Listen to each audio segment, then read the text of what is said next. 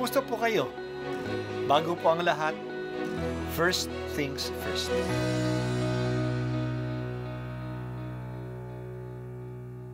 Good morning po. Sinisimulan po natin ngayon ang first things first. At dito po, tinatalakay natin sa unang bahagi ng umaga natin ay ang first readings na binabasa po sa banal na misa. Ito pong tinatalakay natin kasi madalas po kasi marami na tayong alam tungkol sa gospel readings. Pero konti po ang nagsasalita sa first readings. Pero ang first readings, bahagi din po yan ng Biblia, ng banal na kasulatan.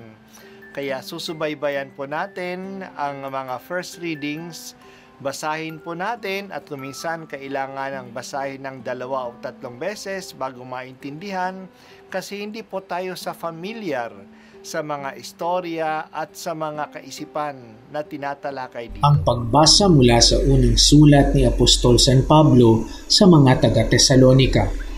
Mga kapatid, naging magiliw kami sa inyo tulad ng isang mapagkalingang ina sa kanyang mga anak. Dahil sa laki ng aming pagmamahal sa inyo, itinalaga namin ang aming sarili sa pangangaral sa inyo ng mabuting balita. Hindi lamang iyan, pati na aming buhay ay ihahandog namin kung kakailanganin. Lubusan na kayong napamahal sa amin. Tiyak na natatandaan pa ninyo, mga kapatid, kung paano kami gumawa at nagpagal araw-gabi para hindi kami maging pasani-ninuman, samantalang ipinahahayag namin sa inyo ang mabuting balita. Ito pa ang lagi naming ipinagpapasalamat sa Diyos. Nang ipangaral namin sa inyo ang kanyang salita, tinanggap ninyo ito bilang tunay na salita ng Diyos at hindi ng tao. Ano pat, ang bisa nito'y nakikita sa buhay ninyong mga sumasampalataya. Ang salita ng Diyos. Salamat sa Diyos. Ang pagmimisyon ni Pablo ay hindi lang isang trabaho. Hindi lang ito isang gawain na hindi siya personally involved. Hindi lang ito trabaho. Hindi ganyan ang pagmimisyon. Hindi lang ito trabaho. Involved personally ang misyonero sa kanyang pagmimisyon. Nagkakaroon siya ng mahigpit na kaugnayan sa mga pinagmimisyonan niya. Nagkakaroon din siya ng personal at emotional bonding sa mga Kristiyano. Ito ang nangyari kay Pablo. Ang tingin niya sa kanyang sarili ay tulad ng isang mapagkalingang ina sa kanyang mga anak.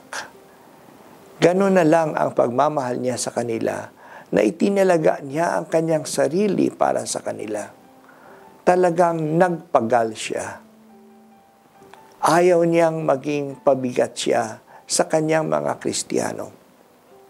Kahit na may karapatan naman siyang suportahan ng mga Kristiyano, hindi niya ito tinanggap.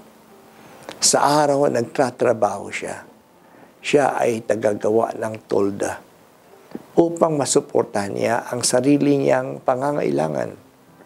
At sa gabi, siya ay nangangaral.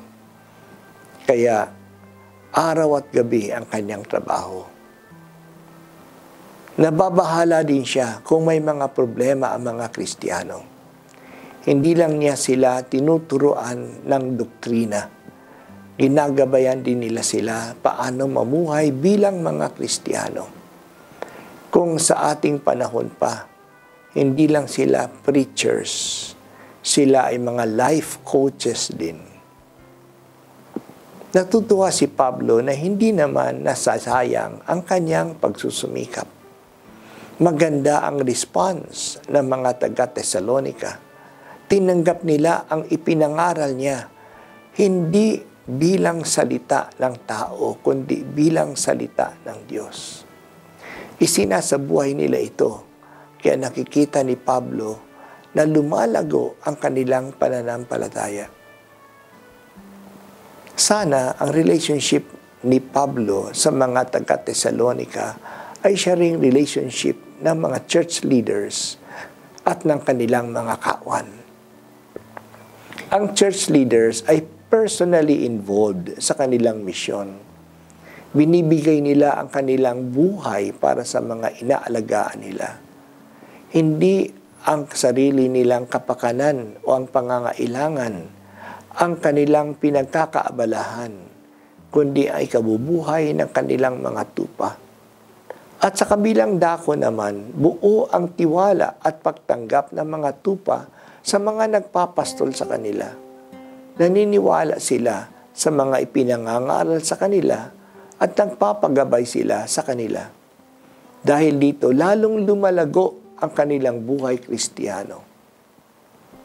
May kasabihan, it takes two to tango. Hindi makasasayaw ng tango kung isa lang ang sumasayaw.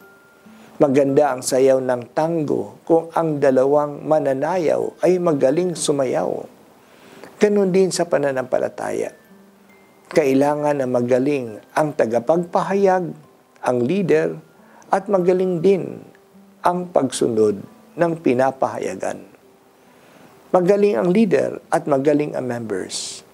Diyan uunlad ang pananampalataya. Pinupuri ka namin, Panginoon, sa mga leaders sa pananampalataya na binibigay mo sa amin. Patatagin mo sila sa pagtanggap ng kanilang tungkulin. Maging magaling sana silang mangaral at mangalaga sa sinasakupan nila. Bigyan mo rin sila ng masunurin at nakikiisang mga tupa na may matatag na pananampalataya. Ito po ang unang pagbasa at ako po ay si Bishop Broderick Pabilio dito sa First Things First.